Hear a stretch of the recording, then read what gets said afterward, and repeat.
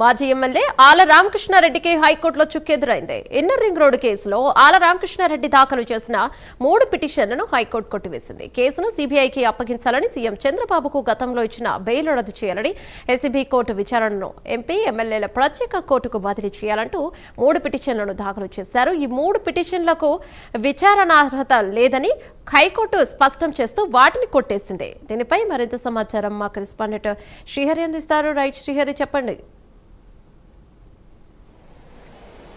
Right ఏమన్నా, ఏదైతే అమరావతి రాజధాని అంటే 2014-19లో కొత్తగా అమరావతి రాజధాని ఏర్పడిన తర్వాత ఏదైతే ఇన్నర్ రింగ్ రోడ్డు ప్రపోజల్ వచ్చిందో ఆ ఇన్నర్ రింగ్ రోడ్డు ప్రపోజల్కి సంబంధించి ఈ అలైన్మెంట్ ఏదైతే ఉందో ఆ అలైన్మెంట్ని అయితే మార్పులు చేర్పులు చేపట్టింది. అయితే దానికి సంబంధించిన ఆ అలైన్మెంట్లో కొన్ని ఏదైతే తెలుగుదేశం చంద్రబాబుకి అనుకూలమైన ఏవైతే కంపెనీలు ఉన్నాయో వాటికి అనుకూలమైన విధంగా ఈ ఇన్నర్ రింగ్ రోడ్డు మార్పులు అనేవి చేపట్టారని చెప్పని పెద్ద ఎత్తున అప్పట్లో ఆరోపణలు చేసి దానిపైన అయితే హైకోర్టులో పిటిషన్ వేసిన పరిస్థితి ఆళ్ల రామకృష్ణారెడ్డి అప్పటి ఎమ్మెల్యే మంగళగిరి. అయితే ప్రస్తుతం ఇప్పుడు ఏదైతే ఈ కేసు విచారణలో ఉన్న నేపథ్యంలో నేడు దానిని ఏదైతే ఉందో గత నెల 18న ఈ కేసుకు సంబంధించి ఏదైతే ఎమ్మెల్యేలు ఎంపీల అదేవిధంగా ప్రజాప్రతినిధుల కోర్టుకి హాజరుపరచాలి, ఈ కేసుని బదిలీ చేయాలి అని చెప్పని ఆళ్ల రామకృష్ణారెడ్డి హైకోర్టులో అయితే పిటిషన్ వేశారు. దీంతోపాటు ఏదైతే సిఐడి కూడా అప్పజెప్పాలి అని చెప్పని ఈ కేసుని బదిలీ చేయాలని చెప్పని ఆయన 3 పిటిషన్లు అయితే వేశారు. అయితే ఈ 3 పిటిషన్లకు సంబంధించి కూడా ఏదైతే హైకోర్టు ఉందో హైకోర్టులో ఈరోజు విచారణ జరిగింది. విచారణ అనంతరం 3 కోర్టులకు కూడా అర్హత లేదంటూ ఈ 3 కేసులను అయితే డిస్మిస్ చేసిన పరిస్థితి. అయితే దీంట్లో ఎప్పటికే ఏదైతే ఈ కేసు నమోదైన నాటి నుంచి దీనిపైన విచారణ చేసి విచారణ ఏదైతే ఉందో నివేదిక మొత్తం కూడా పొందుపరిచింది. ఏంటంటే దీంట్లో ప్రధానంగా చూసుకున్నట్లయితే ఈ దీనికి సంబంధించిన సీఎం చంద్రబాబుకి బెయిల్ రద్దు చేయాలి, సీఎం చంద్రబాబు దీంట్లో బెయిల్ మీద ఉన్నారు ఇప్పటికే అని చెప్పని ఆళ్ల రామకృష్ణారెడ్డి పేర్కొన్నారు.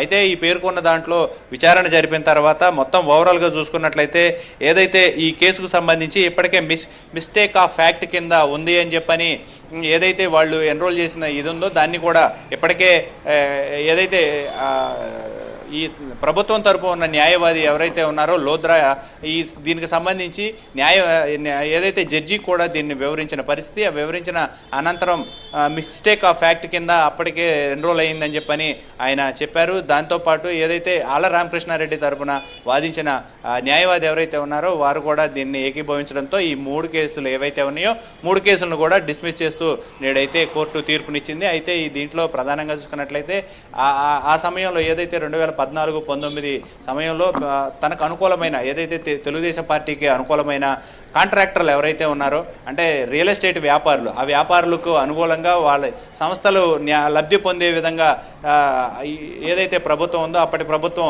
వారికైతే అనుకూలంగా ఈ అలైన్మెంట్ అనేది జరుగుతుంది. ఈ నేపథ్యంలోనే అవినీతి ఏదైతే ఉందో దీంట్లో కొంత అవినీతి అక్రమాలు జరిగాయి అని చెప్పని ఆళ్ల రామకృష్ణారెడ్డి అయితే దీనిపైన పెద్ద ఎత్తున ఆరోపణలు చేశారు. అయితే ఈ ఆరోపణల నేపథ్యంలోనే ఈ కోర్టులో నేడైతే ఈ విచారణ ఏదైతే ఉందో విచారణ 3 కేసులకు సంబంధించి కూడా కోర్టు అయితే నేడు తోసిపుచ్చిన పరిస్థితి అయితే కనబడుతుంది. యమునా, శ్రీహరి, అయితే దీనిపై ప్రస్తుతం అధికారంలో ఉన్న పార్టీ కానీ పార్టీ కార్యకర్తలు కానీ వాళ్ళకి సంబంధించిన వాళ్ళు కానీ ఏదైనా ఫీల్ అవుతున్నారా, ఏమైనా తెలిపారా అంటే ఎక్స్లో కానీ ఇలాంటి పోస్టులు ఏమైనా చేయడం జరిగింది? ఎందుకంటే ఒకేసారి 3 పిటిషన్లు డిస్మిస్ చేయడం అనేది అటు ప్రతిపక్షాలకు ఎదురుదెబ్బ, ఇటు ప్రధాన అధికార పార్టీలు ఏవైతే ఉన్నాయో వాళ్ళ కార్యకర్తలు వీళ్ళందరూ కూడా ఇలాంటి పోస్ట్ చేస్తూ ఉంటారు. కాబట్టి దీనిపై కార్యకర్తలు నేతలు ఎలా స్పందించారు? ఖచ్చితంగా, ఎందుకంటే ఈ కేసులో ఇప్పటికే ఏదైతే ఎదుర్కొన్న గత 5 ఏళ్ల నుంచి ఎదుర్కొంటున్న సమస్యలు ఏవైతే ఉన్నాయో సీఎం చంద్రబాబుకి అయితే భారీ ఊరట లభించింది. ఈ ఊరట లభించడంతో అటు కార్యకర్తలు కానీ ఇటు నాయకులు కానీ కొంత ఆనందోత్సాహాలతో అయితే ఉన్న పరిస్థితి. అయితే ఇంకోటి ఏంటంటే ఇందులో ప్రధానంగా ఏదైతే ఇన్నర్ రింగ్ రోడ్ అంశంలో పెద్ద ఎత్తున అవినీతి ఆరోపణలు జరిగాయి, తన ఎవరైతే అనుకూలమైన రియల్ ఎస్టేట్ వ్యాపారులు ఉన్నారో వారందరికీ కూడా కావాలని చెప్పని వాళ్ళని లబ్ధి చేకూర్చేందుకు వాళ్ళ దగ్గర కొంత లబ్ధి లబ్ధి పొంది ఇలాంటి అలైన్మెంట్ని ఈ మార్పులు చేర్పులు చేశారు అని చెప్పని పెద్ద ఎత్తున ఆ రోజుల్లో ఆరోపణలు చేశారు. అయితే ఆ ఆరోపణలన్నిటి కూడా అవాస్తవం అని నేడు తోసిపుచ్చడంతో కోర్టు ఏదైతే 3 కేసులను డిస్మిస్ చేయడంతో ప్రస్తుతం తెలుగుదేశం శ్రేణులు ఎవరైతే ఉన్నారో ఆనందోత్సాహాలతో ఉన్నారు. అయితే ఏదైతే ఆ కేసు పైన బెయిల్ తీసుకొని ఉన్నారనే దాన్ని కూడా పూర్తిగా ఏదైతే అర్ధరహితం అని చెప్పని కూడా కోర్టు అయితే నేడు తీర్పునిచ్చింది. ఆ తీర్పు ఏకీభవించడంతో మొత్తం కూడా 3 కేసులను అయితే డిస్మిస్ చేయడం తెలుగుదేశం శ్రేణుల్లో కూడా ఆనందోత్సాహాలు అయితే నెలకొన్నాయి. Yamuna. Right, thank you Srihari.